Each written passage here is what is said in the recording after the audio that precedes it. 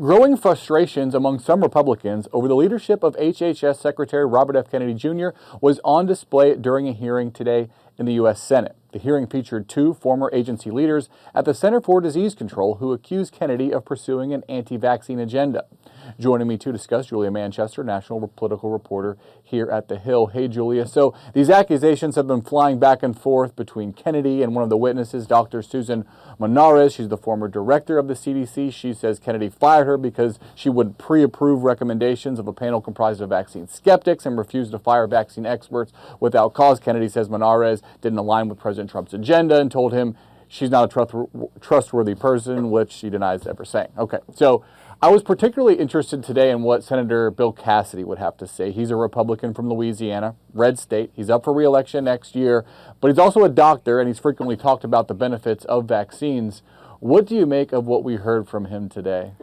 Yeah, Bill Cassidy is such an interesting figure because he does have that background of being a senator, but also being a doctor and coming from a red state. And he happens to be facing a very conservative primary challenger in that state. So that's factoring into this as well. But Bill Cassidy had essentially, prior to RFK Jr.'s nomination and his eventual appointment to HHS, we had heard him voice a lot of skepticism, some criticism about RFK's past statements, particularly on vaccines. We know that Bill Cassidy ended up voting in favor or to confirm Robert F. Kennedy Jr., but he's recently taken a much more critical stance of RFK Jr., particularly since the CDC director was fired. I mean, you have him, just a few weeks ago on Capitol Hill sort of grilling RFK Jr. on this issue of vaccines. And that's a political risk for him at the end of the day, because we do know that he's facing that primary challenger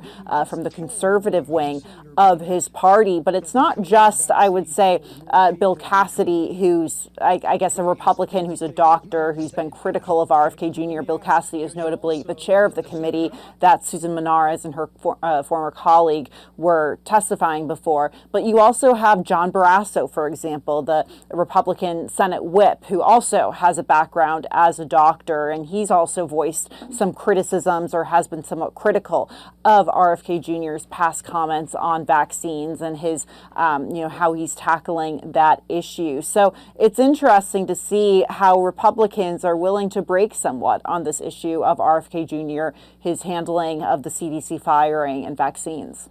Yeah, just the fact that Senator Cassidy would be calling this hearing, you mentioned that he's the committee chair, to have these former officials there to testify and air their grievances about Secretary Kennedy's leadership. What do you think that says about how these Republican senators are feeling?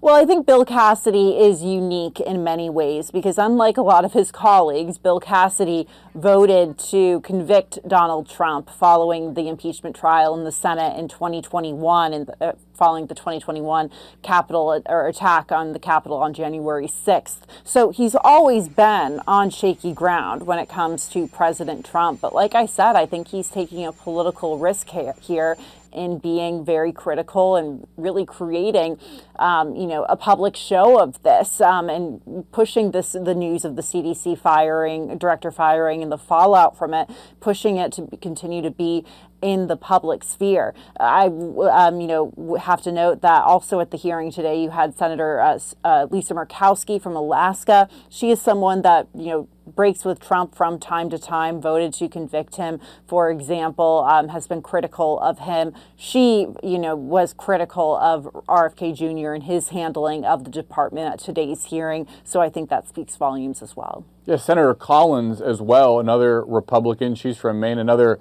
sometimes critic of the Trump administration. She said she was concerned about pressure being placed on career health policy staff by political officials. There is this meeting going on this week of the CDC's Advisory Committee on Immunization Practices. Do you think there is concern on Capitol Hill that that committee will make new recommendations that are not backed up by science?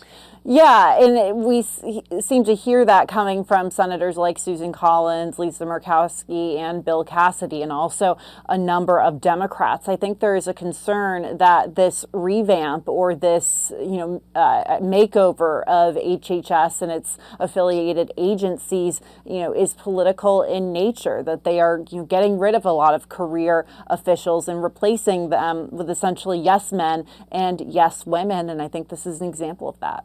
It'll be interesting to see what the committee recommends. For now, we will leave it at that. Julia Manchester, national political reporter here at The Hill. Thanks so much. Thank you.